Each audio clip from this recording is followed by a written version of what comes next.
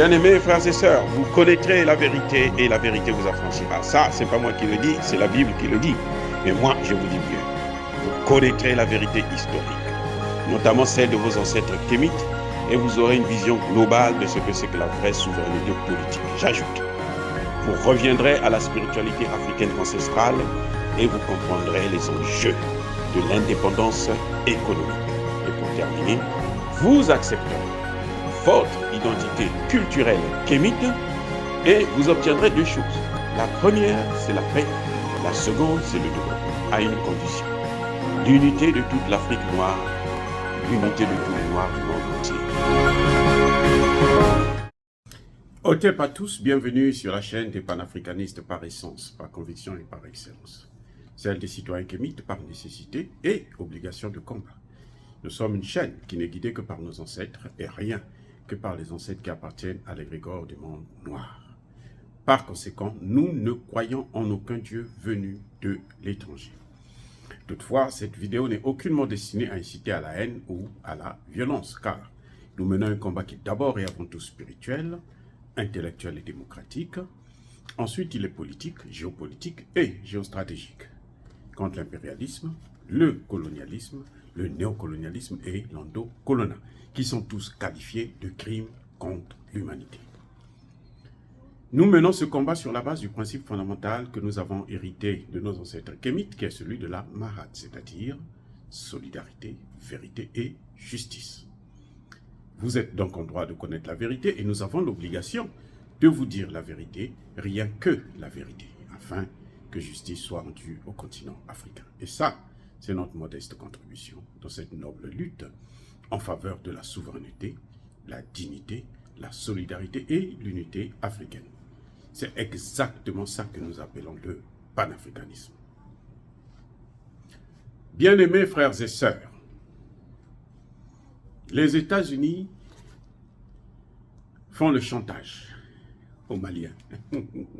C'est-à-dire que les États-Unis pensent, et c'est ça qui est terrible avec certains pays, que ce qu'ils font aux Haïtiens, c'est aussi ce qu'ils doivent faire à tous les Noirs.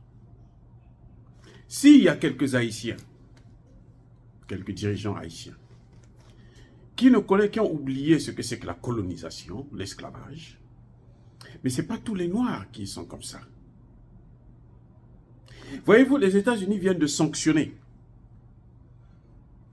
des dirigeants maliens et un dirigeant, un instructeur russe. Il s'agit notamment pour l'instructeur russe de Ivan Maslov,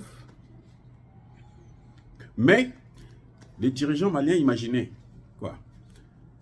On a le chef des forces spéciales, donc des bérets verts, le service que le colonel Assimi Goïta a géré avant d'être président. Donc c'est lui qui l'a, à l'évidence, remplacé. Le colonel Lassim Togola.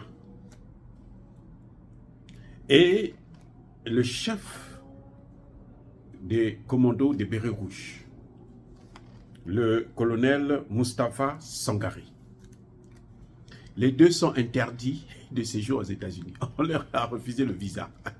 Donc, c'est-à-dire qu'ils pensent, comme ils ont l'habitude de faire aux Haïtiens, qui tremblent pour le visa, ils trouvent là, si on n'a pas le visa américain, on est foutu ici. Donc, ils sont obligés de se plier. Je vais vous dire une chose. Les deux colonels que vous voyez là, ce sont ceux qui font la guerre contre le terrorisme. Eux, ils n'ont rien à foutre des sanctions, de l'interdiction des visas. Mais attendez, comment les États-Unis ne comprennent pas que des gens qui n'ont jamais demandé le visa pour venir aux États-Unis, si vous les sanctionnez pour venir dans votre pays, vous les interdisez de séjour dans votre pays, vous croyez que ça va leur faire quoi? Ça dit que ça me fait rire. Ça me fait rire parce que c'est ridicule. Un grand pays. Et c'est ça les États-Unis. C'est-à-dire qu'ils sont là à frapper les sanctions partout. Et ils vont en Afghanistan, sanctions. Iran, sanctions. Russie, sanctions. Afrique du Sud, sanctions. Vous savez, après ça devient ridicule. Non. Ça devient ridicule. Quelqu'un qui ne vous a pas demandé le visa. Encore attendez qu'il vienne vous demander le visa. Après vous allez lui dire non, on ne veut pas vous donner le visa. Ça, ce n'est pas les Africains, nos pauvres jeunes, qui pensent que l'avenir, c'est... En Europe, il faut traverser l'Europe à la mer à la nage. Et même ce phénomène, de plus en plus, il est en train de diminuer. Depuis qu'ils ont introduit le terrorisme qu'ils ont amené là, c'est bon. C'est très intéressant. Depuis qu'ils ont amené le terrorisme en Afrique, là, de moins en moins, les Africains, nos jeunes, nos petits frères, nos enfants cherchent à traverser la mer pour aller en Europe, de moins en moins. Et ça, c'est une merveilleuse nouvelle. Au contraire, quand le Burkina Faso dit « j'ai besoin de 50 000 hommes et femmes », en moins d'un mois, il se retrouve avec 100 000 qui frappent à la porte. Nous sommes prêts, nous voulons mener la guerre contre le terrorisme. Donc ce que font les Américains là, c'est zéro. Ça ne... Vraiment, c'est un coup de pied dans l'eau. C'est que c'est des sanctions inutiles. Ce qui serait mieux, c'est que les États-Unis disent que nous, on retire notre ambassadeur du Mali. Ça, ce serait la meilleure des sanctions. Les Africains vont faire la fête. On s'en fiche éperdument d'eux maintenant. On sait que eux, la seule chose qu'ils savent faire, c'est nous punir, c'est nous torturer, c'est nous piller nos matières premières. Regardez ce qu'ils sont en train de faire au Congo démocratique. Là. Le Rwanda, c'est les Américains qui sont derrière. L'armée rwandaise ne peut rien faire à l'armée congolaise. C'est, je crois, la 8e ou la 9e armée d'Afrique. Donc, qu'est-ce qu'ils peuvent faire? Rien. Le Rwanda ne fait même pas partie des 10 premières armées. Mais si le Rwanda arrive à le faire, là, c'est parce que les Américains sont derrière. C'est parce que les Européens sont derrière. Et ils sont en train de balkaniser. La seule chose qu'ils savent faire, ils l'ont fait en Yougoslavie. Ils sont allés en Irak, là. Ils ont massacré. Plus d'1 million de morts. Ils sont venus en Libye. Ils ont détruit complètement la Libye. Ils ont pillé l'or libyen. Maintenant, le pétrole libyen, ils contrôlent. Et ils ont pris les terroristes qui étaient en Libye, là. Les ont déversés au Mali, au Burkina, et maintenant dans tout l'ensemble du golfe de Guinée. Et ils nous interdisent de chasser, de combattre ces terroristes. Ils pensent qu'on doit continuer à subir. Vous savez, lorsque vous frappez quelqu'un, même si c'est votre propre fils, ou votre fille, un jour, elle va rentrer, elle va vous gifler. Lui frapper, pour rien. Elle n'a rien fait, vous venez, c'est comme si c'est votre ballon. Un jour, Dieu lui donnera la force de riposter et il ripostera. Ou elle ripostera. Ayez l'habitude. Parce que vous êtes le Père, parce que vous êtes grand, parce que vous êtes fort. Prenez l'habitude de ne pas abuser de votre pouvoir. C'est un conseil. Prenez l'habitude de ne pas abuser de votre pouvoir. Car à chaque pouvoir, il y a toujours un pouvoir supérieur à chaque pouvoir. Les Américains sont forts. Ils ont l'arme atomique. Ce sont eux qui gouvernent les Nations Unies. Ce sont eux qui gouvernent la Banque mondiale. Ce sont eux qui gouvernent le FMI. La Tunisie leur a dit là, j'ai plus besoin de l'argent du FMI. Vous me faites des chantages, vous me faites... Non, j'ai pas besoin de ça. La Tunisie, pour une fois, ah ça, c'était merveilleux. Je n'ai pas besoin. Gardez votre argent. Le Mali a dit aux États-Unis là, votre aide là, je ne veux plus de votre aide. Le Mali l'a dit. Le Mali a dit, je n'ai plus besoin de votre aide. Laissez-nous nous débrouiller. Seuls. pour décourager. Ils ont sorti un rapport bidon des Nations Unies contre le Mali, contre ces mêmes dirigeants, ces mêmes chefs militaires. L'instructeur russe et les deux grands chefs, les deux grands services qui sont en train de donner vers le massacre des terroristes au Mali. On comprend, ce sont eux qui les ont envoyés. Et quand ils les envoient, ils font que mourir. Mais les terroristes se plaignent, ils disent, ben, vous nous avez envoyé là, fait nous massacrer. Les terroristes là, actuellement, quand ils attaquent quelque part, 5 minutes plus tard, les hommes d'Assimi Goïta, les Famas sont là. Les Burkinabés, les militaires burkinabés sont là. Je dis bien 5 minutes plus tard, vous avez des hélicoptères en l'air. Allez, on commence à les massacrer. On les suit avec les motos. Pas plus tard qu'il y a une semaine, on en a tué 140. Quand vous entendez parler de Moura, là, on en a tué au moins 300. Les terroristes, là, au moins 300. Et donc, eux, ils ne savent plus quoi faire. Maintenant, ils ont sorti le rapport des droits de l'homme pour décourager l'armée. L'armée dit non, continue à faire notre travail. Et les Américains disent non, il faut, il faut interdire les visas. Vous ne rentrez plus chez nous. Vous dites à quelqu'un qui n'a pas envie de venir chez vous, il dit ne rentrez plus chez nous. On avait déjà sanctionné Assimi Goïta, on va prendre vos biens à l'étranger, les comptes à l'étranger. Ils n'ont ni compte, ni quoi que ce soit à l'étranger. Vous allez faire quoi? Oh, mais Américains, arrêtez à faire. Arrêtez à faire ça. Arrêtez. Vous voulez être grand, mais faites-vous respecter.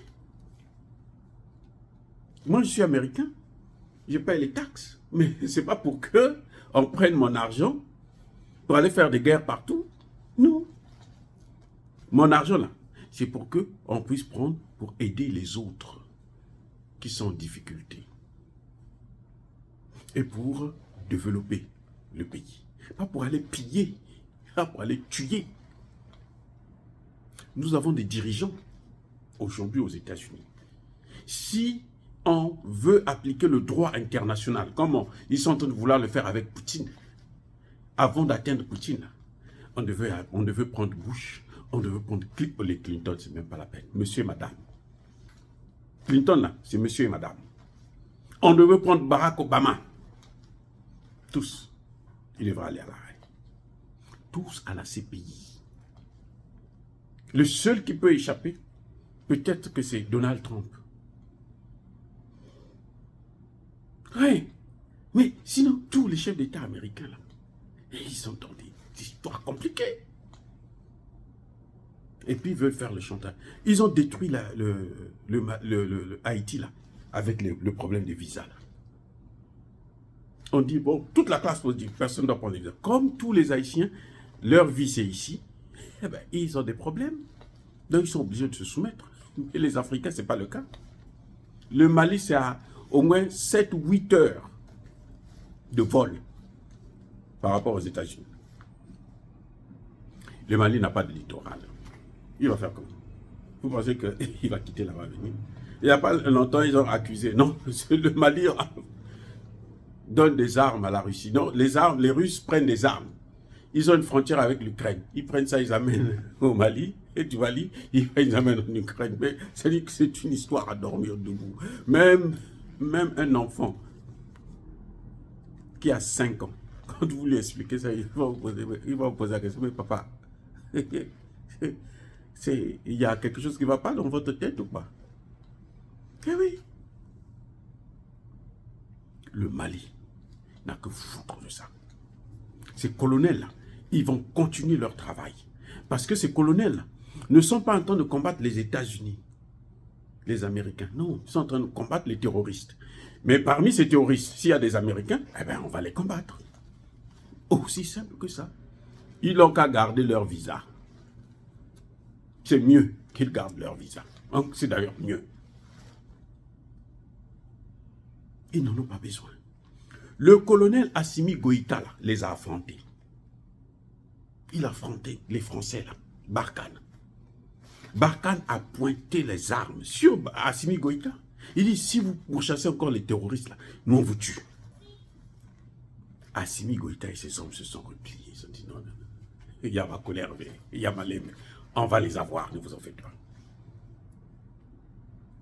Ça, ce que je vous dis là, c'est la réalité. Les Français, Barkhane, il dit, si vous continuez à tuer ces hommes-là, si vous cherchez à les neutraliser là, nous, on va vous tuer.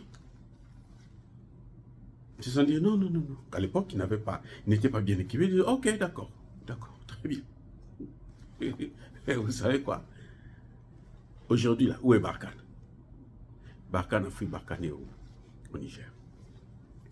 Donc, Assimi Goïta, et c'est le même, hein. Celui qui est là, celui, le nouveau là, Lassim Togola, c'est quelqu'un c'est celui qui a remplacé Assimi Goïta. Donc, lui aussi, il était là. Parce qu'il n'est pas tombé du ciel. Il connaît bien le dossier. Il connaît bien ce que c'est que la lutte contre le terrorisme. Les bérets rouges, vous savez très bien, c'est l'élite de l'armée. Voilà. Donc ces intimidations, moi je crois que les autorités maliennes devraient s'en foutre. Si même, ils ont fait ça avec la dame de Sochi, qu'est-ce que ça leur a apporté? Elle n'a jamais demandé, elle s'en fiche éperdument. Au contraire, ça lui a fait la publicité gratuite. Et quand vous voyez comme ça, c'est que ces gens-là font un travail excellent. Ils ne s'attaquent pas à des gens qui ne les intimident pas. C'est que ces gens font un travail excellent. Lequel? C'est-à-dire que les terroristes qu'ils ont envoyés là, ces gens-là, les massacrent. Et ils ne savent plus quoi faire. C'est pour ça qu'ils prennent de petits... En fait, c'est même carrément un chantage. Ça, c'est un chantage. Mais un chantage inutile. Dire cela, c'est inciter à la haine ou à la violence. Non, encore une fois. Yaba, colère, Yamalembe. Oh, bien-aimés frères et sœurs, je persiste et je signe. Soyez bénis, abondamment bénis par le Dieu des Kémites et par nos ancêtres angélisés. Mais que tous ceux qui persécutent le continent africain, tous ceux qui persécutent le Mali, qu'ils soient noirs, blancs, chinois, arabes, indiens, ou qui qu'ils soient maudits, punis, foudroyés, neutralisés, effacés, rasés par ce Dieu des Kémites et par nos ancêtres angélisés. Vive l'Afrique éternelle, vive le Mali éternel. J'ai dit et j'assume.